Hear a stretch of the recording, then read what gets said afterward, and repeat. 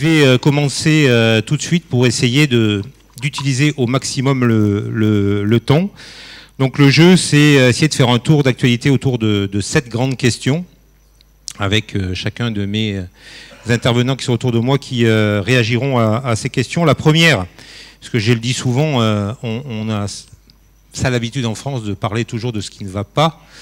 Je remercie d'ailleurs pas du tout ceux qui ont insisté sur un point particulier tout à l'heure devant le ministre qui voyait le verre à moitié vide.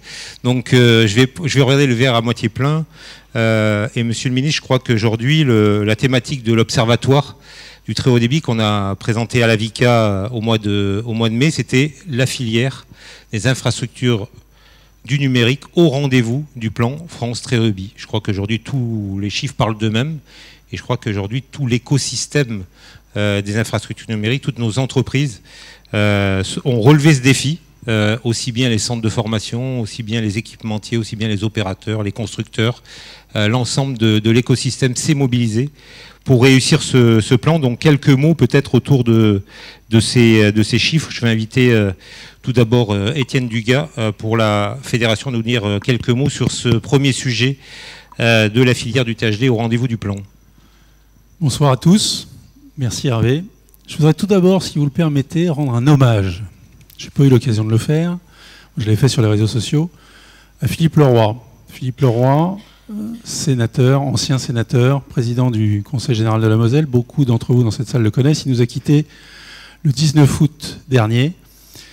Et pour ceux qui se souviennent de l'histoire, c'était en 2004. Il était avec le sénateur Legrand, à l'époque, à l'origine d'un article de loi qui fait qu'on est tous là aujourd'hui, le L1425-1 du Code général, le L1425 tout court d'ailleurs, -1, 2 et 3, du Code général des collectivités territoriales. C'est grâce à ce monsieur, entre autres, que nous sommes tous là aujourd'hui. Et ça méritait que pour ces universités d'été du très haut débit 2019, nous lui rendions hommage. Un petit applaudissement pour ce grand monsieur qui nous a quittés.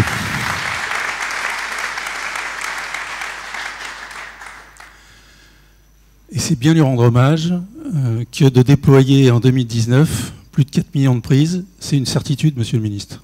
Nous ferons plus de 4 millions de prises en 2019. Vous avez vu les chiffres de l'ARCEP. Donc au T2, 1,124 millions, ce qui fait plus de 2 millions sur le premier semestre, T1 plus T2. Et j'ai regardé l'histoire, je ne suis pas remonté en 2000, parce qu'on ne déployait pas de prises à l'époque. Je suis remonté en 2015. Systématiquement, le deuxième semestre a toujours été plus fort que le premier. Donc si on a fait plus de 2 millions de prises au premier semestre, nous sommes certains d'atteindre l'objectif, dépasser les 4 millions. Notre observatoire prédisait 4,3 millions. Je ne sais pas si on arrivera au 4,3. J'ai un pari d'ailleurs avec mon délégué général sur le sujet.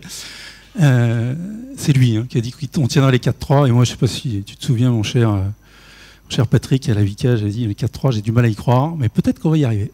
En tout cas, tous collectivement, nous sommes bien au rendez-vous. Et la filière, monsieur le ministre, est là, est bien là. Tout le monde est réuni, on est tous là. Toute la famille. Je ne vais pas tous les nommer, mais bon, on a, comme vous le savez, les opérateurs qui sont évidemment en première ligne. Mais derrière, les équipementiers, les intégrateurs, les génies civilistes, les bureaux d'études, les cabinets conseils, tout le monde est là. Et c'est bien parce qu'on est tous réunis, et c'est bien parce qu'on est tous ensemble que nous réussissons ce pari.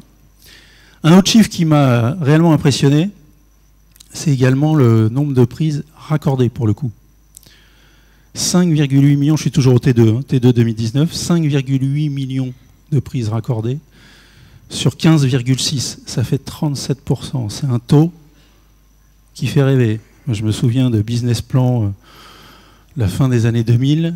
Il y a des taux de pénétration de ce niveau-là à cette époque de l'année. Jamais personne n'y croyait. Et bon, on l'a fait. On l'a fait, monsieur le ministre. Un petit mot sur le Vademecum. Commande l'année dernière. Vous vous souvenez à Laval, vous nous aviez commandé le Vademecum de la loi Elan. Où Patrick Chaise nous rappelait que le N de la loi Elan était un grand N. Et où nous sommes attachés avec la DGE et avec la VICA à publier un vade-mecum en quelques pages pour expliciter quelles étaient toutes ces mesures et pour faciliter leur mise en œuvre. C'est chose faite. 25 pages, publiées, et aujourd'hui ça fonctionne.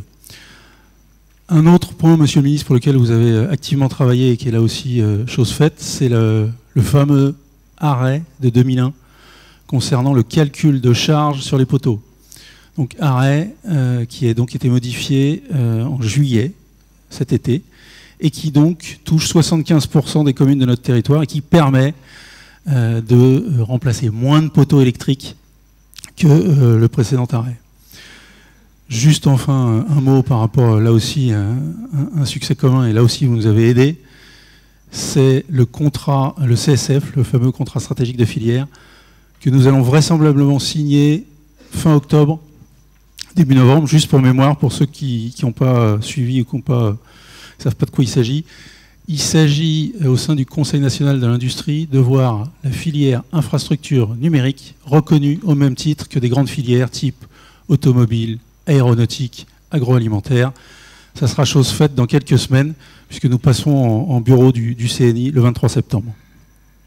Merci pour ce point. Un petit rebond côté Caisse des dépôts, la Banque des territoires maintenant, qui, on le sait, est mobilisée fortement derrière les collectivités locales, donc présent derrière de nombreuses délégations de services publics. Donc un point justement sur, à date, sur les objectifs de ce plan. Oui, alors peut-être en écho à ce que Étienne vient d'indiquer, peut-être un regard en effet plus spécifique sur l'initiative publique. Étienne, tu as rappelé les chiffres globaux du marché en termes de dynamique. Rappelons-nous, on était à peu près dans cette configuration-là il y a un an à Laval, hein, dans une table ronde également de synthèse sur l'avancée du plan France Très Haut Débit. Hervé, tu rappelles que souvent il y a des esprits chagrins qui aiment bien pointer du doigt les aspects négatifs, et il y a un an il y avait notamment une petite musique sur le fait que les collectivités devaient accélérer, que le rythme n'était pas encore présent côté initiative publique, et je crois qu'aujourd'hui, un an après, et les chiffres le montrent, le déploiement par les collectivités territoriales et leurs partenaires privés est réel. Si l'on regarde entre le premier trimestre et le deuxième trimestre, c'est plus de 50% d'augmentation des prises déployées par les collectivités et leurs partenaires. Nous, on a fait un petit exercice là dernièrement sur donc trimestre après trimestre, hein, sur les chiffres de l'ARCEP.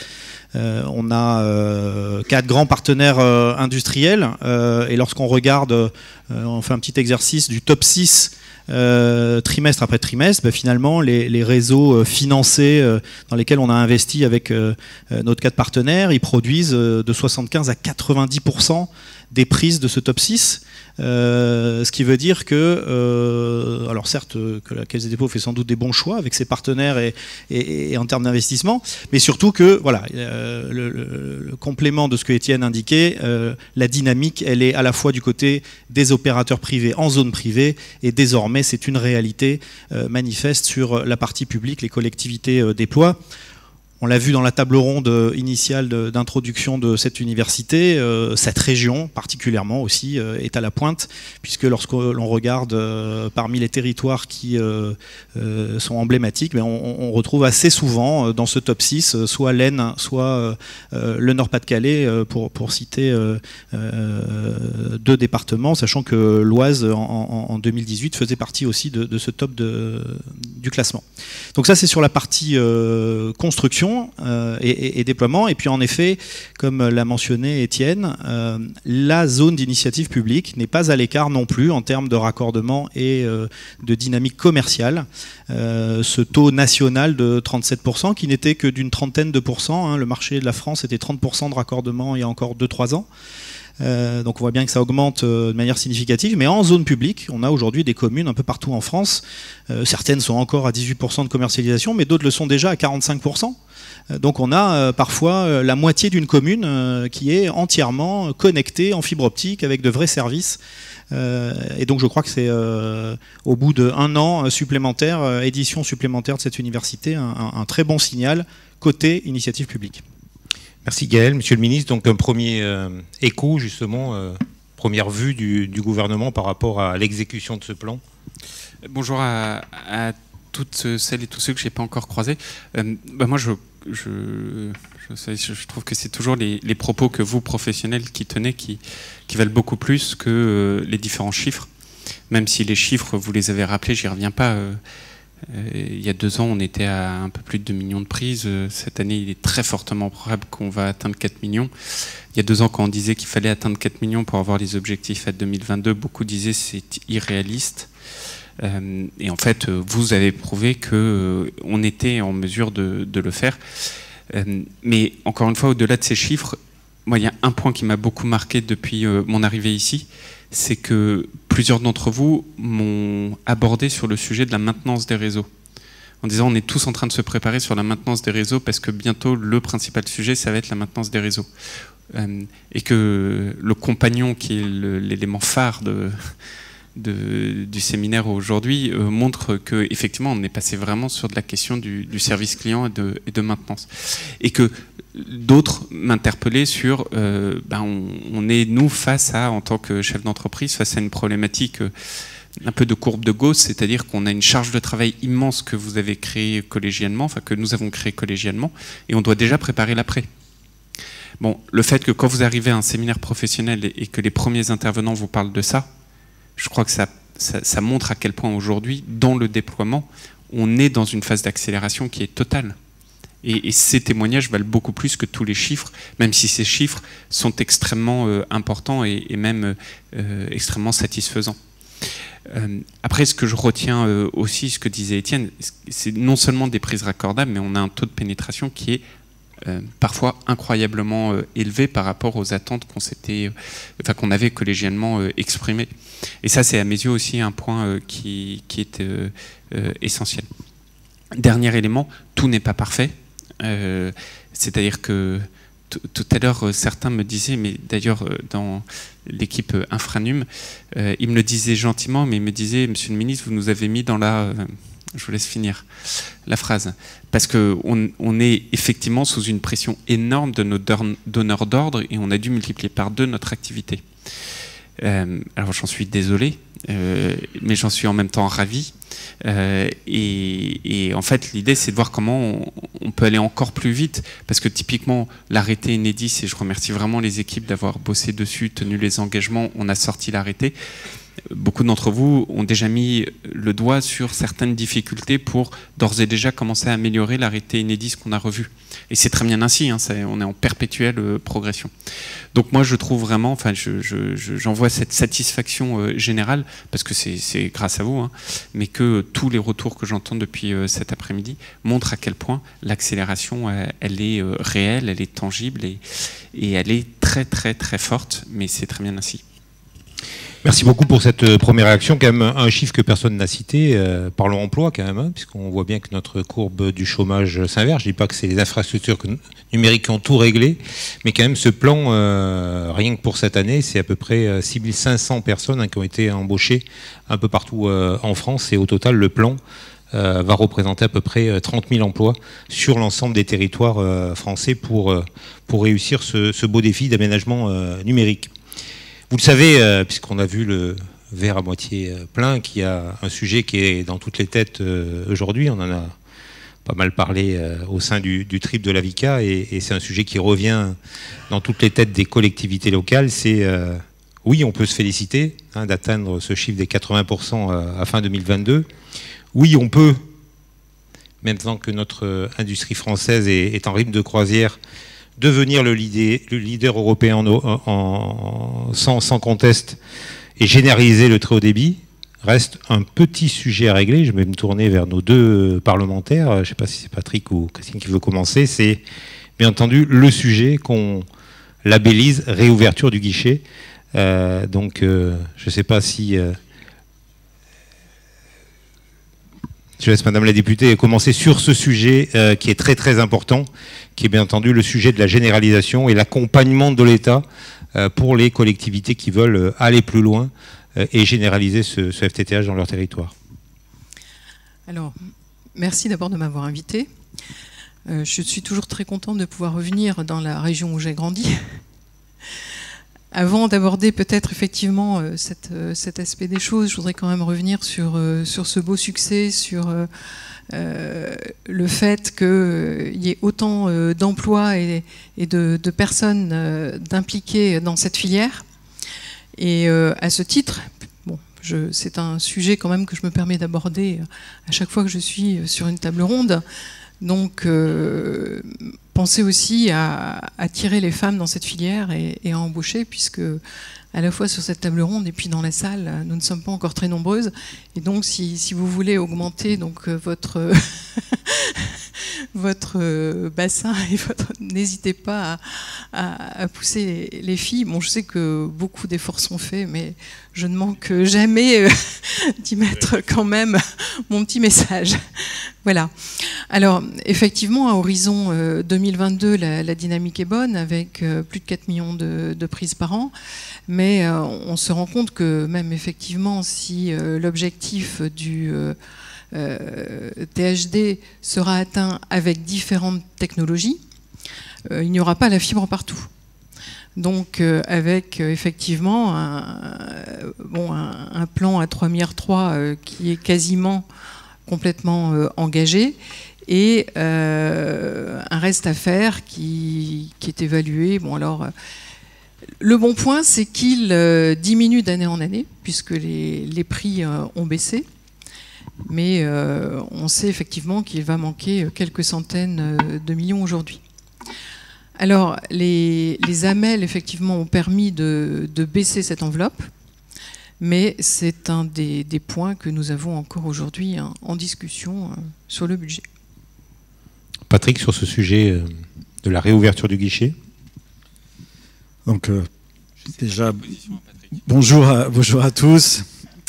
Sur la réouverture du guichet, j'allais dire, c'est une question centrale et essentielle. Moi, j'allais dire, elle va dépendre du projet du gouvernement. J'ai entendu, il y a quelques années, le président de la République, lors des conférences nationales du territoire, évoquer 3 jalons.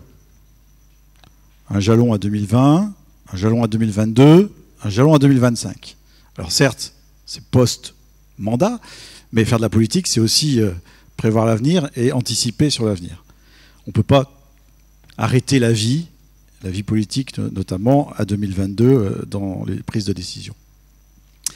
Et ce jalon 2025, si j'ai bien entendu le président de la République, c'était de la fibre partout. J'ai donc intégré cela dans mon raisonnement. Et je pense qu'on a été nombreux à le faire. Et c'est d'autant plus important que le jalon 2022, qui était 80% de fibre, THD pour tous, mais 80% de fibre, n'avait pas, à mon avis, pris une précaution qui était que ce 80% soit homogène sur l'ensemble du territoire. D'où une situation qu'on connaît tous, des départements ou des régions avec des projets qui visent le 100%, et des territoires qui seront à 40 ou 50% de FTTH. Ce qui, à mon sens, est contraire à l'objectif même du ministère dans lequel monsieur le ministre, ici présent, œuvre, qui est le ministère de la cohésion des territoires. On ne peut pas faire de la cohésion des territoires si on admet que certains auront 100% de fibre et d'autres 40% de fibre. Donc ce projet gouvernemental, moi j'aimerais effectivement qu'il soit précisé, qu'il soit donc clair. J'avoue, après avoir rencontré le Premier ministre hier, que je n'en suis plus certain. Alors, je suis persuadé que Julien Denormandie nous dira donc des choses beaucoup plus précises sur la question. Et si on veut ce 100%, eh bien, il faut dès aujourd'hui considérer que la réouverture du guichet est la solution et est la seule solution. L'inquiétude est pour les territoires qui ne bénéficient pas donc, de cet objectif 100%, grande, et ne donne pas de visibilité sur l'avenir. D'où, eh bien, effectivement, des prises de position difficiles. C'est aussi difficile pour les entreprises, c'est aussi difficile pour pouvoir lancer des marchés, et c'est difficile pour donner de la stabilité à l'ensemble de l'écosystème. Donc, pour moi, cette réouverture du guichet reste un point essentiel, et peut-être un point négatif dans, finalement, cette présentation idyllique qui vient de nous être faite. Je crois que l'un n'empêche pas l'autre, qu'on est en marche, mais qu'on a besoin effectivement d'aller plus loin. Et simplement un élément de chiffrage avant de passer bien entendu la parole à Julien de Normandie, puisque dans le cadre de l'Observatoire, on a chiffré le reste à faire, avec l'Observatoire Avica Caisse des dépôts. Donc on parle d'environ 3 millions de prises, avec un besoin de financement d'État sur ces 3 derniers millions de prises de l'ordre de 6 à 700 millions d'euros. Voilà, pour resituer le débat peut-être pour l'ensemble des personnes de la salle qui ne suivent pas ce débat du reste à faire au quotidien. Merci beaucoup. Bon, moi je crois que d'abord il faut toujours, quand on a ce moment de discussion qui est extrêmement important et on commence à se connaître, je ne fais pas partie de ceux qui me cachent derrière mon petit doigt pour ne pas aborder les sujets, mais c'est toujours de se dire déjà d'où on vient. Depuis 2 ans, sur notamment le sujet de ce guichet des RIP, on a consolidé 1 milliard d'euros de financement sur les 3,3 milliards. Et ces 3,3 milliards, vous en souvenez peut-être, enfin, monsieur le sénateur et madame la députée s'en souviennent bien, ces 3,3 milliards, ils n'étaient pas consolidés initialement. On a dû s'assurer que l'ensemble des sommes qui avaient été promises sur ce plan puissent l'être. Donc en 2 ans, on a consolidé les 3,3 milliards déjà, et puis on a engagé 1 milliard d'euros qui était nécessaire sur beaucoup de territoires, et vous le savez. Le deuxième élément, et ça je crois qu'il ne faut pas qu'on boude notre plaisir, c'est qu'on est en train de construire le réseau numérique, très certainement le plus performant en Europe par rapport aux voisins de même taille ou équivalente que la France. Alors, on ne le dit jamais, mais on est en train de créer un élément de compétitivité de notre économie, de notre écosystème par rapport à l'Allemagne, par rapport aux Britanniques, qui est incroyablement puissant. Incroyablement puissant. Alors on va nous dire, oui mais au Portugal ils ont tout fibré d'un coup d'un seul, certes. Bon. Mais soyons extrêmement fiers de ce que nous sommes collégialement en train de réaliser. Le deuxième élément, je ne suis pas sûr que ce soit un scoop, mais je ne crois pas, cher Patrick, que l'horizon de fin d'activité politique du président de la République soit dans sa tête 2022.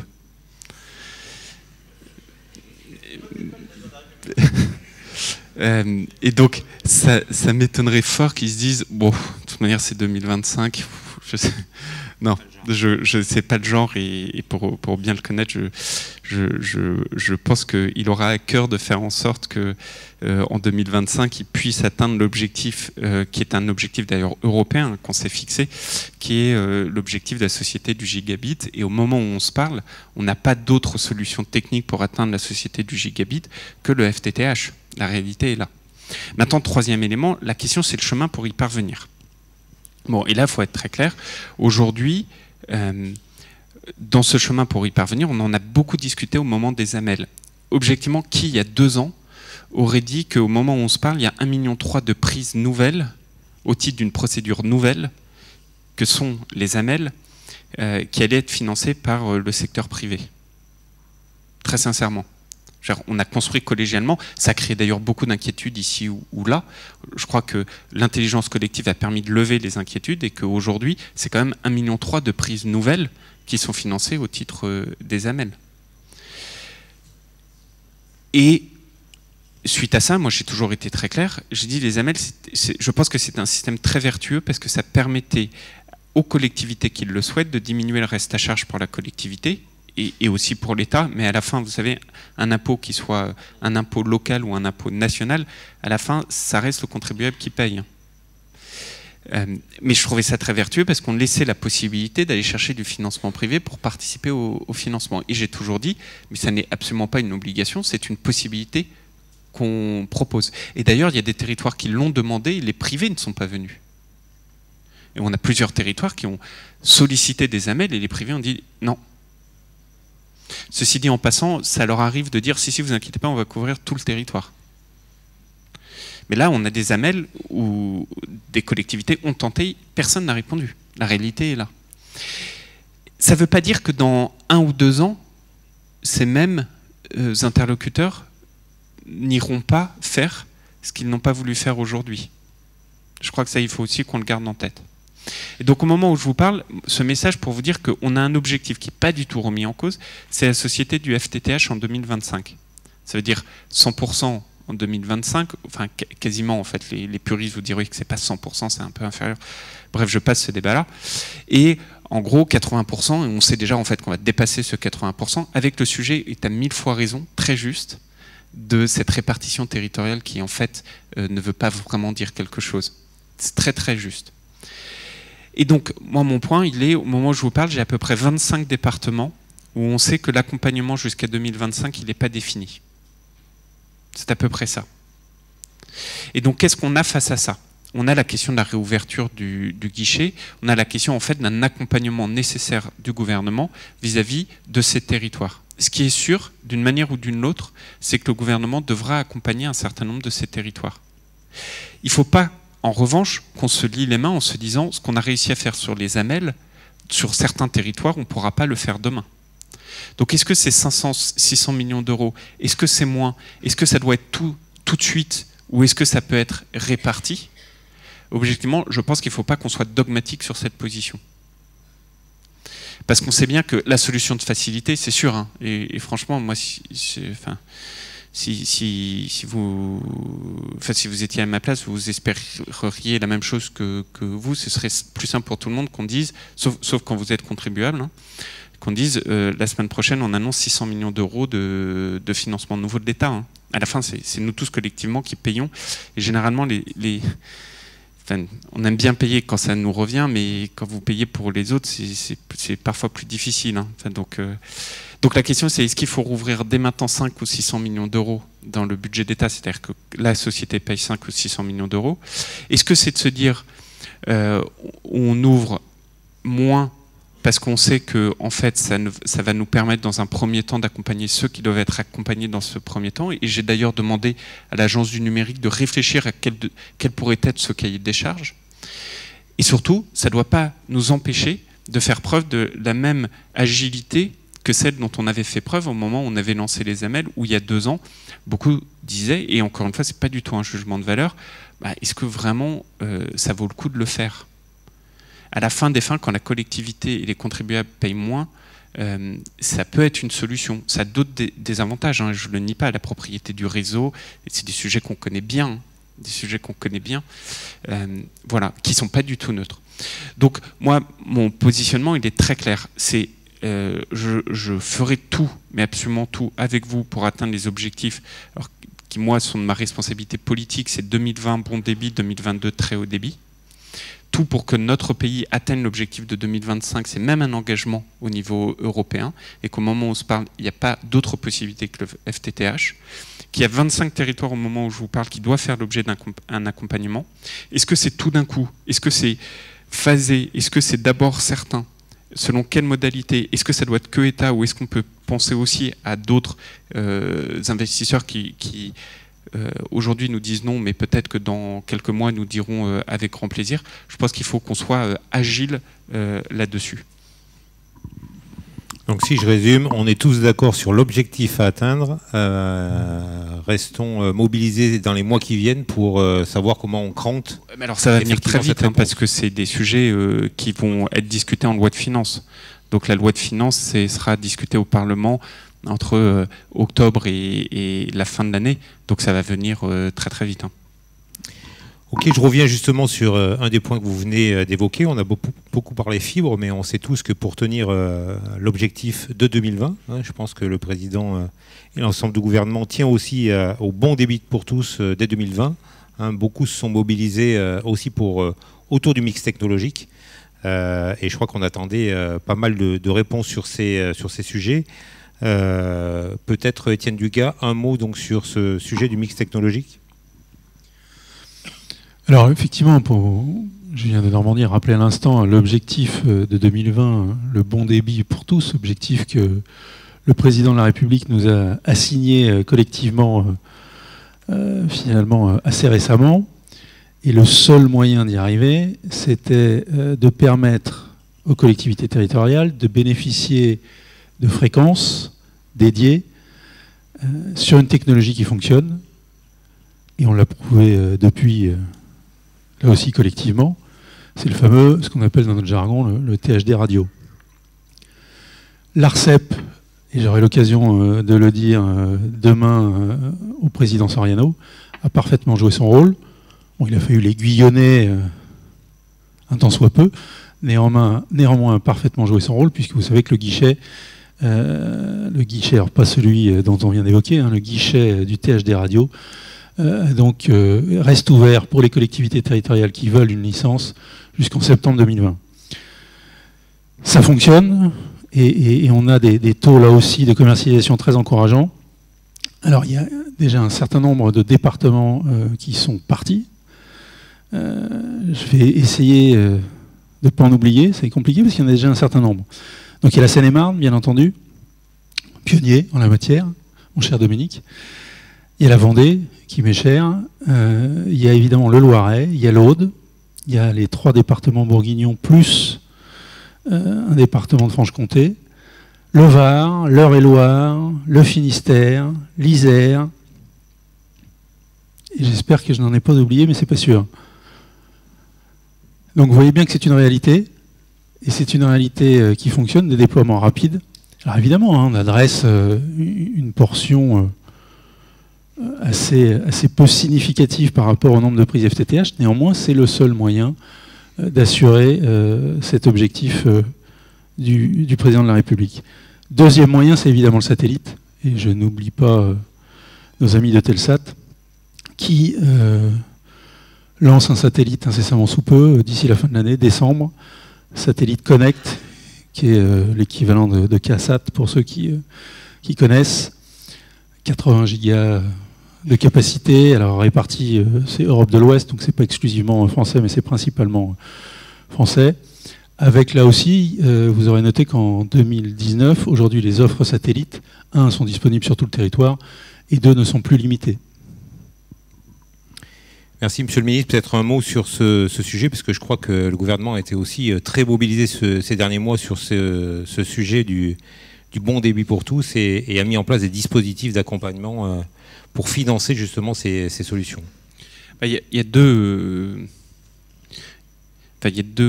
constats qu'on doit faire, et puis surtout une vérité qui a été mise en avant pendant toute la dernière année qu'on a passée dans beaucoup de territoires, mais vous le voyez comme moi, le sentiment de déclassement est très souvent matérialisé par une phrase qui est moi sur mon territoire je capte pas ou j'ai pas internet. Et ça vous l'avez tous constaté ou tous vécu. Et donc moi je pense que c'est une impérieuse nécessité que de véritablement tenir cet objectif de 2020 en bon débit. C'est peut-être l'ingénieur que je suis, mais dans mes équipes, on a mis en place un certain nombre d'indicateurs, et donc tous les mois, je sais, département par département, si oui ou non on est en mesure de les atteindre. Et aujourd'hui, à l'exception d'un territoire très spécifique ultramarin, je suis confiant, très vigilant, mais confiant sur le fait qu'on atteindra cette possibilité. Alors ça n'est rendu possible que parce qu'il y a ce mix technologique, Étienne l'a très bien dit, j'y reviens pas. C'est lié aussi au déploiement du New Deal en téléphonie mobile, parce que songez, et je remercie les équipes qui sont présentes, songez qu'au moment où je vous parle, sous le contrôle de Zacharias, c'est plus de 4500 points communes, villages qui sont passés de la 2G, 3G à la 4G, et donc vous avez la data, et donc vous avez la possibilité d'avoir, pour certains, du bon débit. C'est permis aussi, Étienne l'a dit, sur ce lancement du satellite, mais qui ne tombe pas du ciel, qui est quelque chose qu'on a négocié, et avec certains d'entre vous, je me souviens d'âpres discussions pour être sûr qu'ils partent bien, qu'ils soient bien orientés sur notre continent et qu'ils bénéficient bien aux opérateurs et bénéficiaires. Et puis, dernier point, c'est aussi une accessibilité, parce qu'il y a quelque chose qui est qu'on doit prendre en compte, c'est que c'est souvent la double peine, le numérique, c'est-à-dire que, ou la téléphonie, enfin surtout le numérique. C'est-à-dire que c'est généralement les endroits les plus où il y a la moins grande activité économique qui sont couverts en dernier. Et c'est souvent là où c'est le plus cher quand vous êtes un habitant pour avoir accès au numérique. Parce qu'évidemment que ça coûte beaucoup plus cher d'utiliser une box satellitaire plutôt que de se raccorder à de la fibre quand un opérateur a mis la fibre. Et donc c'est pour ça qu'on a créé le guichet numérique qui permet de donner jusqu'à 150 € à des personnes qui vont utiliser des technologies autres que la technologie filaire pour avoir accès au bon débit d'ici 2020. Donc c'est tout ça qu'on met en œuvre collégialement, hein, avec vous, avec les collectivités locales qui ont un rôle majeur là-dessus. Mais moi je pense vraiment que sur 2020 on est sur la bonne voie. Il faut rester très vigilant, hein, mais on est au moment où je vous parle sur la bonne voie parce que le couple ouverture des vannes sur le THD et surtout finalisation et mise en œuvre du New Deal sur la téléphonie mobile a permis à la fin d'avoir cet équilibre-là. Vraiment aucun triomphalisme, hein, beaucoup de vigilance là-dessus, mais je souscris pleinement aux propos d'Étienne. Merci beaucoup sur ce sujet. Je pense peut-être un seul point petit d'alerte, c'est des remontées que j'ai aujourd'hui certaines collectivités, de faire attention qu'il n'y ait pas conflit justement entre les efforts des collectivités en matière de THD radio et des implantations de pylônes qui sont plus pilotés par l'État, qui viendraient effacer, on va dire, l'effort des collectivités sur des technologies. On a suffisamment de territoires sur lesquels il faut faire des efforts pour atteindre les objectifs du bon débit pour tous, pour pas aller faire tomber au même endroit justement les deux mêmes technologies et les investissements publics croisés. Je vous arrête tout de suite parce qu'il y a un point, et moi j'y suis extrêmement attentif, contrairement à ce qui... Et je me souviens, on en avait parlé longuement à Laval l'année dernière, je le dis, je le répète, etc. L'identification des positionnements des pylônes dans le cadre du New Deal, c'est la responsabilité des collectivités. Et uniquement des collectivités. En revanche, avec les collectivités, on est convenu de donner aux collectivités la planification le plus possible des opérateurs de téléphonie mobile. Vous savez, ils ont une carte avec 2000 points à couvrir. La carte des opérateurs de téléphonie avec 2000 points. On est convenu de donner cette carte aux collectivités pour les collectivités qui elles-mêmes n'avaient pas fait ou n'avaient pas les moyens de faire un travail d'identification. Mais à la fin, celui qui signe, de toute manière c'est moi, celui qui signe les arrêtés des nouveaux pylônes, c'est moi. Et moi je le fais sur la base des remontées faites par les équipes projets. Il y en a 92 aujourd'hui partout sur le territoire, où le dernier mot sur la localisation est celui des collectivités. Donc le donneur d'ordre, à la fin, c'est toujours le même. Hein. Donc vraiment, c'est important de le redire parce que vous avez raison de souligner ce point-là, mais pourtant c'est le même donneur d'ordre, donc in fine ça devrait bien se passer. Merci pour cette précision. On va changer de sujet. L'actualité est assez riche. On a évoqué ce sujet tout à l'heure dans notre parcours sur les stands. C'était aussi un point d'attention de notre observatoire 2019 sur le sujet de la digitalisation des entreprises. Oui, le gouvernement en a fait une priorité. Malheureusement, aujourd'hui, quand on regarde les chiffres, on n'a pas le taux de réussite qu'on a sur la partie production. Donc c'est un sujet qui préoccupe beaucoup. Vous savez que derrière ce sujet, il y a aussi un modèle sur lequel, pour les plus curieux, vous avez, je pense, tous lu le rapport de l'OCDE qui est sorti il y a pas très longtemps, qui peut-être explicite encore plus la position qu'on pousse les uns et les autres. Je me tourne vers Patrick, parce que c'est lui qui va lancer ce débat, qui est de dire on a besoin aussi sur notre territoire d'avoir un opérateur télécom de gros neutres qui permettent à tous et sur tous les territoires d'avoir des offres compétitives et surtout de faire vivre cet écosystème ce qu'on appelle les opérateurs alternatifs qui sont très présents sur notre territoire. Oui, effectivement, c'est un sujet essentiel parce que faire des réseaux, c'est aussi pour dynamiser une activité et pour lancer une économie. Et j'allais dire, j'ai compris que ce soir, j'avais le rôle du râleur et du gars pas content. Il y a beaucoup de satisfaction. Sur le sujet qui nous intéresse, je dois dire qu'on a des inquiétudes. et notamment avec l'environnement COSC, qui est donc un sujet d'actualité et qui nous interroge vraiment sur la finalité de l'environnement des offres pour les entreprises. Je dois dire que ça fait partie, en plus de ça, de certains points d'alerte qu'on a pu mettre en évidence lors de débats. Je me rappelle notamment de mon insistance lors de la loi Elan pour faire en sorte que les offres activées puissent être systématisées sur les réseaux, de façon justement à dynamiser les offres donc, pour les entreprises.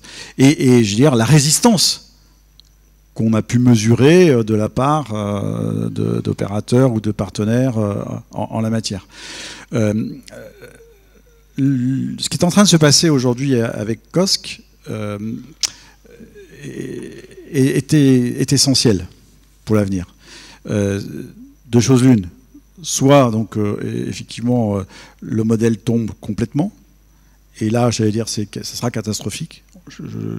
On est dans une position qui est quand même pas idéale, 18e sur 26, hein, en termes de digitalisation des entreprises. Je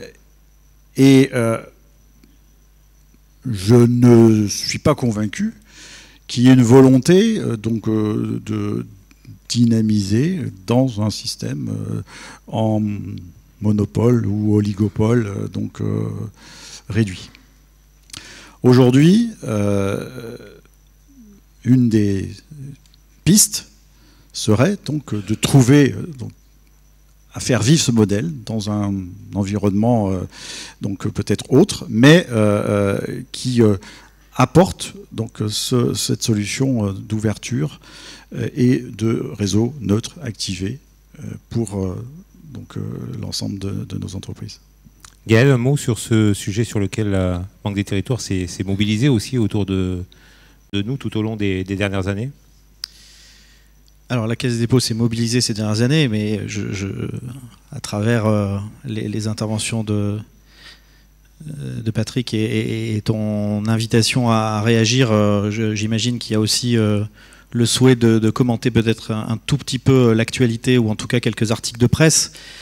Vous me permettrez juste de préciser que je vais sans doute faire une réponse non pas en tant qu'actionnaire mais plutôt en tant qu'aménageur, pour la bonne et simple raison que la presse, la plupart du temps, se fait écho d'un certain nombre de débats qui ne reflètent pas toujours la réalité d'une situation.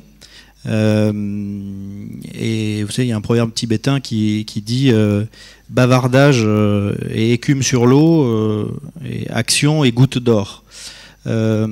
Donc tout ce qui peut être évoqué dans la presse sur le rôle de la Caisse des dépôts, son soutien inconditionnel ou chancelant vis-à-vis de COSC et à prendre avec mesure. Nous ne sommes pas le seul actionnaire de cet opérateur, et le premier d'entre eux, majoritaire, est d'ailleurs un fleuron de cette région, basé à Roubaix, non loin de là.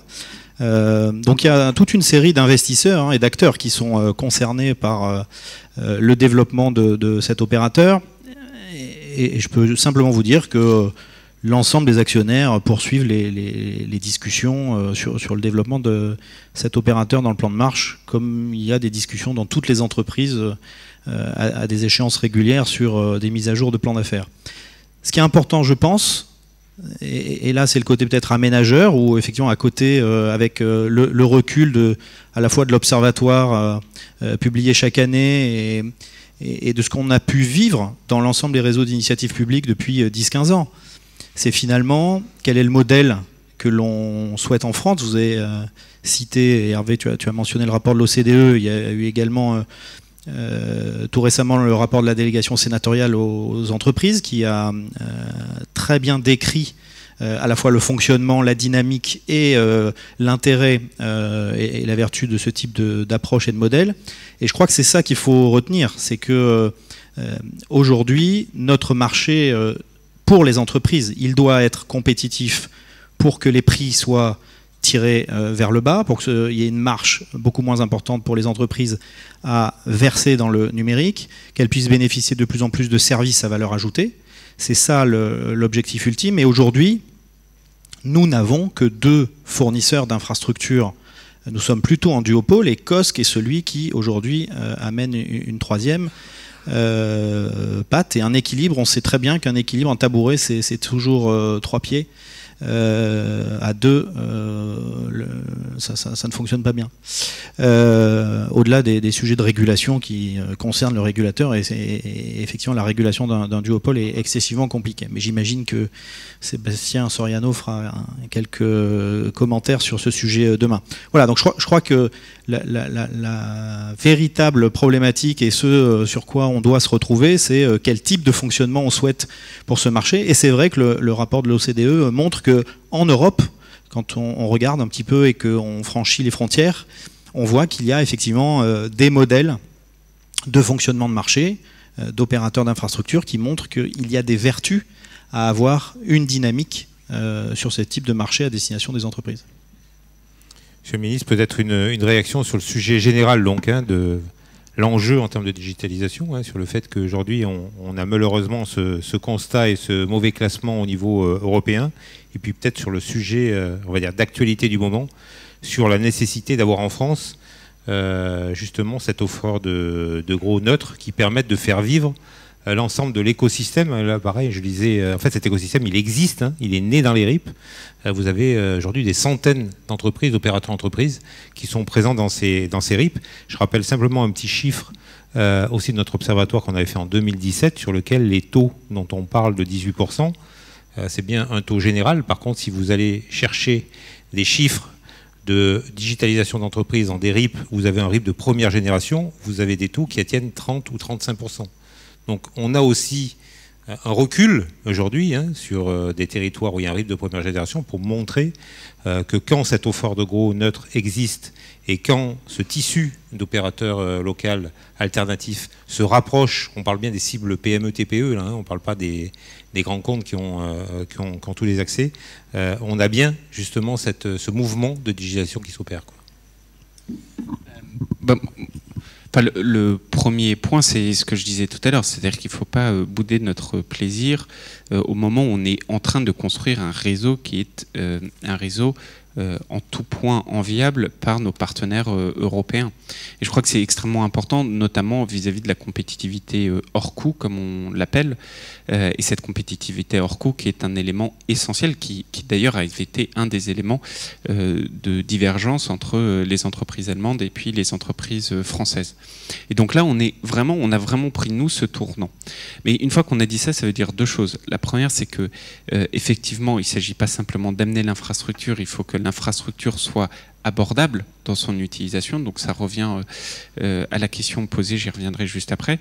Et deuxièmement, ça nécessite aussi d'accompagner les entreprises dans cette digitalisation. Et aujourd'hui, on le sait bien, c'est pas toujours le cas. Il y a un an, par exemple, je participais à une grande manifestation dans le domaine du BTP. Et, il y avait, je sais pas, 1200 intervenants, entreprises, et on faisait le test de savoir combien de ces entreprises utilisaient ou pas le numérique. Il y avait moins de 50% qui l'utilisaient. C'était il y a un an. Et ça en dit long, parce que, alors on peut voir le verre à moitié vide ou à moitié plein, mais 50%, ça reste au final très faible quand vous voyez que, y compris dans le BTP, aujourd'hui, vous avez une révolution numérique avec ce qu'on appelle le BIM pour les initiés, mais qui passe par l'imprimante 3D ou énormément d'autres choses. De la même manière, vous avez de nouveaux modes de travail ou de vie en société qui nous impose d'avoir cette digitalisation partout sur notre territoire. Et enfin, aujourd'hui, il y a quand même une très très bonne nouvelle dans notre économie, c'est que pour la première fois depuis 10 ans, on recrée des emplois industriels. Enfin, on recrée des emplois. Si on veut recréer ces emplois industriels partout sur notre territoire, ça ne pourra se faire que s'il y a une digitalisation partout sur notre territoire. Vous connaissez ça par cœur, mais enfin, quand vous devez envoyer une facture à un client et que vous n'arrivez pas à le faire, ou pire, quand vous êtes une exploitation agricole et que vous devez faire votre déclaration PAC, moi je suis ingénieur agronome de formation, je vous conseille de tester, vous croisez les doigts pour que les 25 fichiers qu'on vous a demandé, que vous avez, vous avez mis beaucoup de temps à remplir, qu'ensuite vous envoyez et que vous appuyez sur le bouton et qu'à la fin des fins, il y a marqué maintenant not successful, c'est objectivement insupportable. Donc cette digitalisation, elle est vraiment nécessaire et elle doit être accessible. Une digitalisation, ça ne veut rien dire s'il n'y a pas le mot accessibilité derrière. Bon, maintenant sur le sujet COSC, je crois que je n'ai rien à rajouter par rapport à ce qui vient d'être dit, si ce n'est que nous avons toujours cet éternel sujet de consolidation dans les secteurs de la téléphonie ou du numérique. Mais d'ailleurs, on voit bien ce sujet de consolidation, il faut toujours le voir entre la compétitivité hors coût et ce qu'on appelle le market repair, qui, lui, fait payer par les consommateurs la disparition d'un intervenant. Et c'est toujours cet équilibre-là sur lequel on doit danser. Il n'y a jamais une solution qui est courue d'avance. Donc voilà, je crois que tout a été dit sur le dossier COSC. En tout cas, je n'ai rien à rajouter dessus. Merci beaucoup et simplement pour information sur le premier sujet, l'éducation en fait, pour accompagner l'ensemble de ces PME, TPE justement sur ce mouvement. On s'est mobilisé avec un certain nombre d'acteurs, notamment le BDF, la CPME, l'ARCEP, la FFT, pour sortir un guide pratique qui est sorti juste avant l'été, qui sert aujourd'hui sur l'ensemble des territoires à faire des réunions d'information pour rendre plus accessible à des PME, TPE l'achat des besoins télécoms, qui est quand même aujourd'hui un petit peu une jungle pour beaucoup d'acteurs, quoi. Donc c'est vrai que c'est un sujet aujourd'hui majeur sur lequel on a aussi essayé de se mobiliser.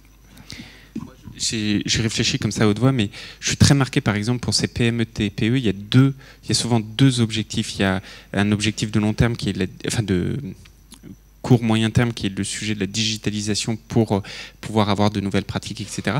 Et puis il y a l'objectif de très court terme, tous ceux qui sont à la tête d'une TPE, PME ou qui l'ont été, qui est l'obsession du dirigeant, qui est les délais de paiement.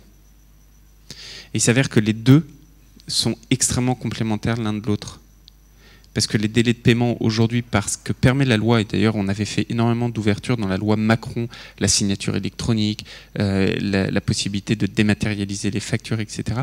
Moi je pense qu'il y a un couple à trouver entre tout le boulot qu'on fait sur les délais de paiement, qui est l'obsession de nos chefs d'entreprise, et c'est bien normal, parce que l'immensité des faillites ou des liquidations qu'on observe dans les TPE, PME dans notre pays sont liées à des problèmes de délai de paiement. Et la valeur ajoutée d'apporter de la digitalisation à ces entreprises. Et je pense qu'on devrait essayer de travailler sur ce couple-là entre nous et mes confrères de Bercy, par exemple. Il y a beaucoup de choses à faire, je suis sûr. Merci pour cette précision. On va peut-être sur les 3 dernières questions aller plus de façon télégraphique, parce que sinon je ne vais pas être dans mes délais. Simplement un point, je ne pouvais pas passer à côté, puisqu'on a eu le décret qui est sorti de création de l'Agence nationale de cohésion des territoires, qui est sorti donc cet été. Peut-être un mot de réaction ou de précision. Oui. Donc effectivement, la NCT va se mettre en place dès le début de l'année prochaine. Donc je comprends qu'il y ait quelques inquiétudes par rapport à... toujours inquiet quand il y a des changements et une nouveauté. Surtout que l'agence du numérique a fait ses preuves et tout le monde en était content. Il faut dire qu'en fait, cette agence de cohésion des territoires a justement pris le modèle de l'agence du numérique pour les dupliquer dans les autres domaines. Donc, il n'y a pas de crainte à avoir par rapport à ce qui pourrait se passer autour du fonctionnement des activités numériques qui sont maintenant incluses dans cette agence dont donc le périmètre s'est étendu. Et je me suis aussi assurée dans les textes de loi et donc en passant un certain nombre d'amendements que à la fois les prérogatives et le périmètre donc de responsabilité de l'agence du numérique étaient bien transposés tels quels dans l'agence de cohésion des territoires. Donc là ça va démarrer début janvier, je vais encore les rencontrer dans les semaines qui viennent et donc ce sera l'occasion de m'assurer effectivement que tout va bien et que c'est en bonne voie. Mais l'objectif, c'est effectivement que cet un département maintenant de cette agence puisse bien continuer à exercer le rôle qu'il avait précédemment. Voilà. Oui, très rapide, mais comme, encore une fois, je veux garder mon rôle de râleur, je vais faire court. Juste pour dire que moi, j'ai un regret, c'est que cette agence du numérique qui est à saluer, et je tiens effectivement à saluer les équipes qui y travaillent, qui ont travaillé et qui ont montré que, pour une fois, on pouvait associer donc le gouvernement, l'État, avec les collectivités locales sur les territoires pour accompagner les territoires et non pas dire aux territoires comment il fallait faire. Donc ça, c'était plutôt le côté positif.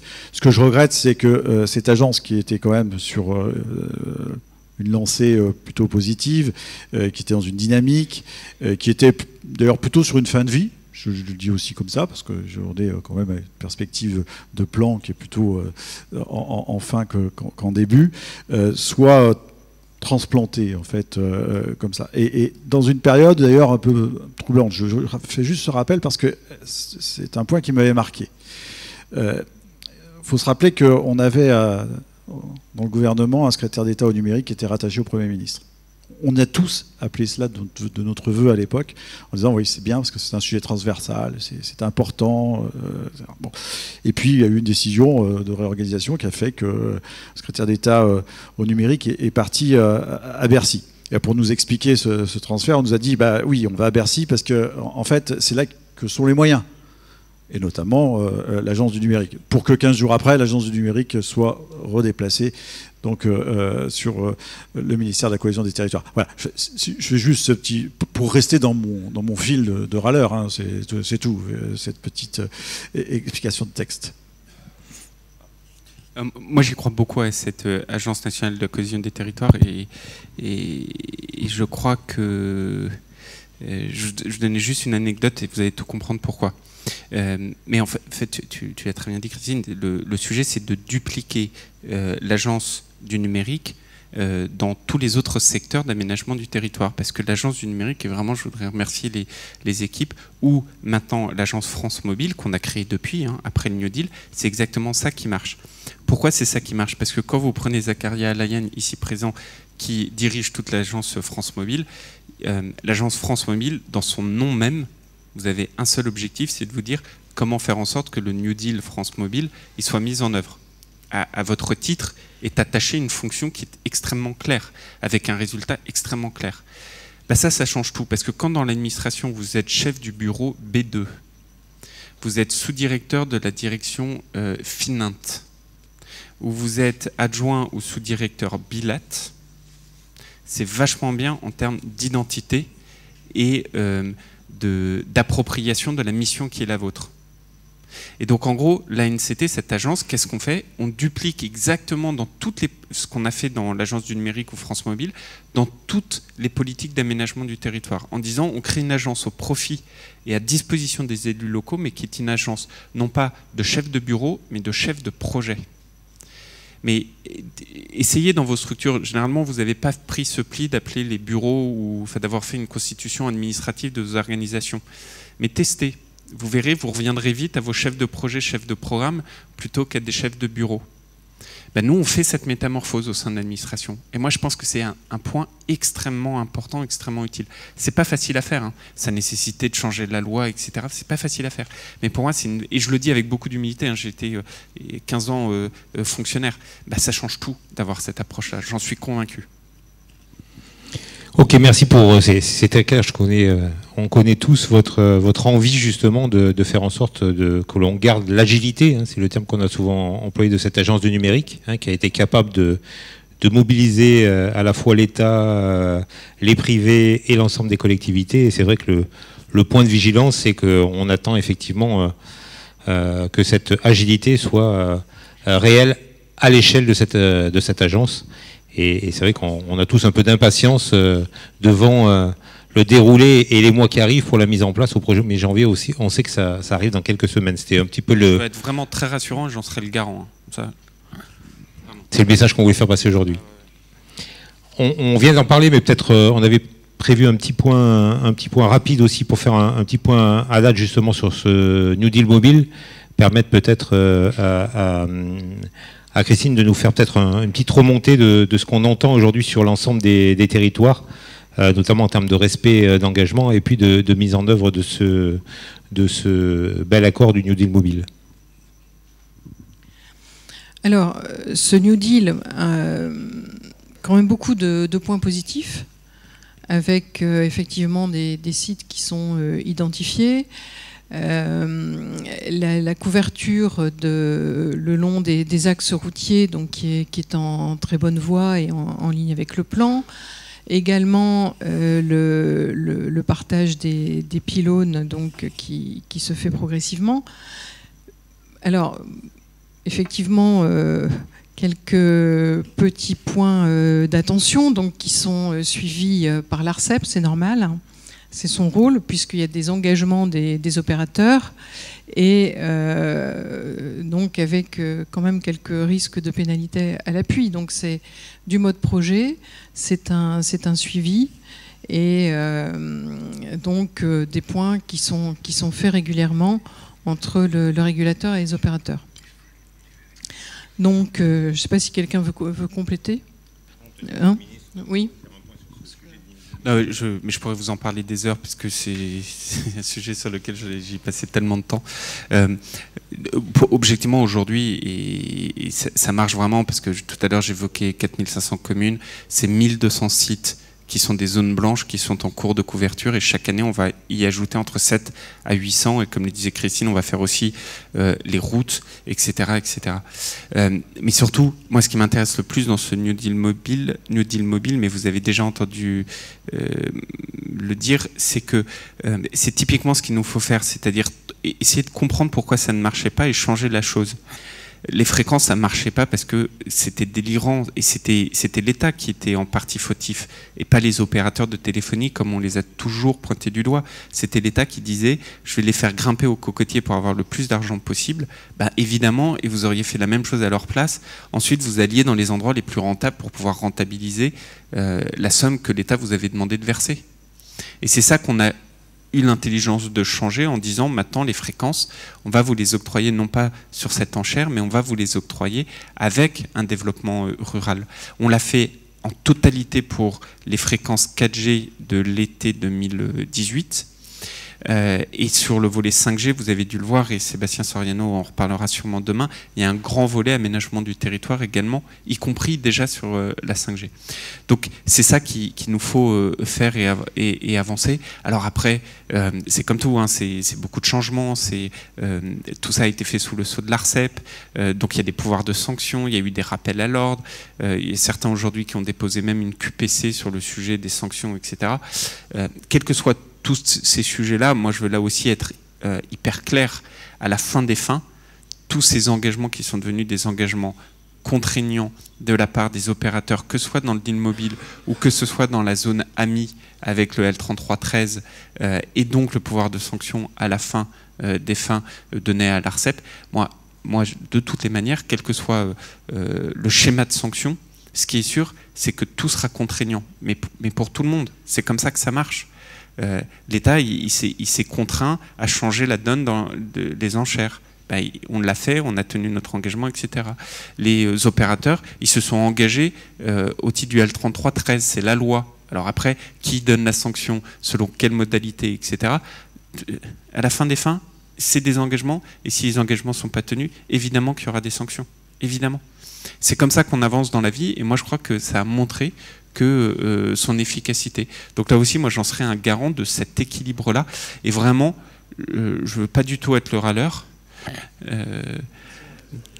et c'est déjà pris, et je veux vraiment dire que j'ai pleine confiance dans le fait que tous ces atermoiements, on y trouve des solutions. J'ai aucun doute là-dessus, aucun. Donc moi, monsieur le ministre, je suis garant du timing, donc il nous reste 5 minutes. Vous êtes 5 intervenants, donc je vous donne la parole et je compte sur vous pour tenir les délais. Vous avez 1 minute chacun pour le mot de la fin et je laisserai bien entendu le ministre conclure. Oui. Donc sur la QPC, effectivement, hein, c'est un point d'interrogation aujourd'hui, puisqu'on n'en connaît pas la conclusion. Par contre, les engagements, il faut absolument qu'ils soient effectivement remplis. Et s'il faut légiférer rapidement pour pouvoir corriger si correction il y a à faire, il faudra qu'on trouve très rapidement un véhicule législatif qui nous permette de le faire pour éviter tout retard. Donc voilà pour le New Deal. Bon, la perspective quand même, c'est aussi la 5G. Donc c'est le programme des années à venir. Ça va être important aussi pour les territoires, puisqu'il est prévu quand même que tout le monde puisse en bénéficier. Donc là aussi, il va falloir voir comment ça peut se déployer. Et quand même, un point de vigilance aussi pour ramener au FTTH, c'est que je ne pense pas qu'on puisse avoir un déploiement harmonieux et suivant les besoins de la 5G si on ne le fait pas non plus pour le FTTH. Il faudrait qu'il y ait une complémentarité là aussi. Et donc ce sera à prendre en compte dans les programmes à venir. Patrick, 1 minute. Jouez tous le jeu. Oui, pas de souci. Moi, je veux juste te dire 2-3 petites choses. La première des choses, c'est que les collectivités, par la voix de leurs associations, par la voix aussi de leurs parlementaires, ont alerté souvent le gouvernement sur plein de sujets. Le réseau activé, le pouvoir de sanction, le fait de pouvoir laisser la liberté à ces collectivités, parce que j'ai bien entendu, monsieur le ministre, que vous nous avez vendu presque lamelle permanent. Moi je dis pourquoi pas, chiche, mais en laissant le choix aux collectivités. Mais pour laisser le choix aux collectivités, il faut que le guichet soit ouvert. Et c'est un point quand même essentiel qu'il faut retenir de cet échange de cet après-midi. Faites confiance aux collectivités, faites confiance au réseau d'initiative publique. Je sais que c'est un modèle qui ne vous déplaît pas. Et je suis persuadé qu'effectivement, on arrivera à atteindre les objectifs qu'on s'est fixés collectivement pour faire en sorte que notre pays soit en bonne position sur la ligne d'arrivée. Gaël, 1 minute. La conclusion a été appréciée, Patrick. Alors je ne sais pas si c'est un élément de conclusion, mais puisque on est ici en région Hauts-de-France, je voudrais en réalité vous inviter et vous convier à un événement qui a lieu tout prochainement, le 1er octobre prochain à Arras, pas si loin d'ici, où on va organiser la rencontre annuelle pour le programme Action Cœur de Ville. Et si je mentionne ça, d'une part c'est parce que c'est dans la région Hauts-de-France, mais le deuxième point c'est parce que à travers ce programme Action Cœur de Ville, on a réussi au cours de ces derniers mois, alors à Arras avec Orange par exemple, à Vichy avec TDF, à réaliser des petites expérimentations avec les élus, avec les services de ces collectivités-là, pour aller dans la réflexion au-delà et juste après finalement l'arrivée du très haut débit ou de la couverture mobile et Wi-Fi, pour réfléchir avec les services et les élus à quel type de service, quel type d'application on peut déployer dans ces cœurs de ville et dans ces collectivités pour faire en sorte que ces réseaux que l'on déploie tous collectivement et sur lesquels on est revenu tout à l'heure, eh bien, est un usage et aussi un élan de transformation des collectivités et des lieux de vie dans lesquels on est, particulièrement dans ces centres-villes. Voilà, donc un prolongement de cette université dans quelques jours, le 1er octobre prochain à Arras, pour parler usage et conséquences de l'arrivée de ce numérique dans les collectivités. Merci Gaël. Même règle, Monsieur le Président. Alors, je fais comme je le fais assez souvent en conclusion, mais c'est une logique implacable, vous emmenez hors de nos frontières, puisque c'est là que nos entreprises et que l'ensemble de la filière a son avenir, certes dans la maintenance, vous l'avez souligné, certes dans la 5G, mais à l'export. Et vous le savez peut-être pas, il existe une association qui s'appelle European Local Fiber Alliance, dont je suis président en tant que président d'Infranum. Et j'abonde complètement dans ce que vous disiez, Monsieur le Ministre. On a des discussions en ce moment sur la transposition du paquet télécom. Et tous dans tous les pays européens, excepté chez nous, se posent tout un tas de sujets. Et pourquoi ça ne se pose pas chez nous? Parce qu'on les a déjà réglés. Et c'est assez phénoménal. Et quand je leur dis que nous allons faire plus de 4 millions de prises en 2019, ils me regardent avec des yeux, mais c'est pas possible. Bah si, on va le faire. Merci, Monsieur le Ministre. On vous laisse le mot de conclusion. Écoutez, de manière très rapide, d'abord vous remercier. Je crois très sincèrement qu'il n'y a aucun râleur, absolument aucun râleur, il n'y a que des engagés. Et tous ces engagés ont permis de faire avancer les choses et permettent aujourd'hui d'avoir ce que Étienne vient de signaler. Et je crois que de temps en temps, ça fait du bien, y compris dans notre caractère français très trempé, que de se dire qu'on a un coup d'avance sur beaucoup d'autres. À nous de capitaliser, à nous de faire en sorte que ce coup d'avance nous permette de créer tout ce facteur de compétitivité qui permet d'accueillir de nouvelles entreprises, de lutter contre ce sentiment de déclassement que certains de nos concitoyens peuvent ressentir. Le deuxième élément, c'est de vous dire que moi je ne suis pas du tout dans la satisfaction, alors pas du tout, mais beaucoup plus dans la vigilance et l'exigence.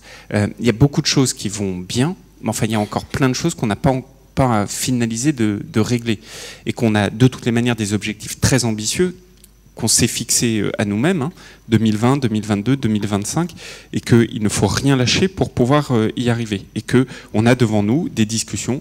Alors on évoquait les QPC, je suis très confiant, on évoquait le guichet et l'accompagnement de ces 25 territoires, sur lesquels on sait bien que la situation n'est pas évidente, parce qu'il n'y a pas de finances magiques, et puis parce qu'il faut partir des réalités de territoire, comme disait Patrick un instant.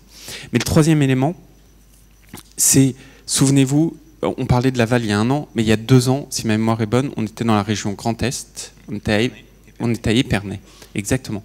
Et le débat, quel était-il? Je me souviens très bien d'avoir commencé mes propos en disant, vous savez, il y en a beaucoup qui ne croient pas dans les RIP. Moi, je fais le pari des RIP, parce que je ne crois pas qu'on va plus vite en balançant d'un revers de la main tout ce qui a déjà été construit, en renversant la table. Moi, je fais confiance dans les RIP, à nous, collégialement, de montrer qu'on a raison. Et je crois pouvoir dire que 2 ans après, on a collégialement montré que nous avions raison de croire dans cela. Ça ne veut pas dire, encore une fois, que tout est parfait, ça ne veut pas dire qu'on n'a pas des défis énormes devant nous. Mais je crois que nous avions raison de faire ce pari-là, tout comme on avait raison de mettre le coup d'accélérateur dans les zones AMI ou dans les autres zones.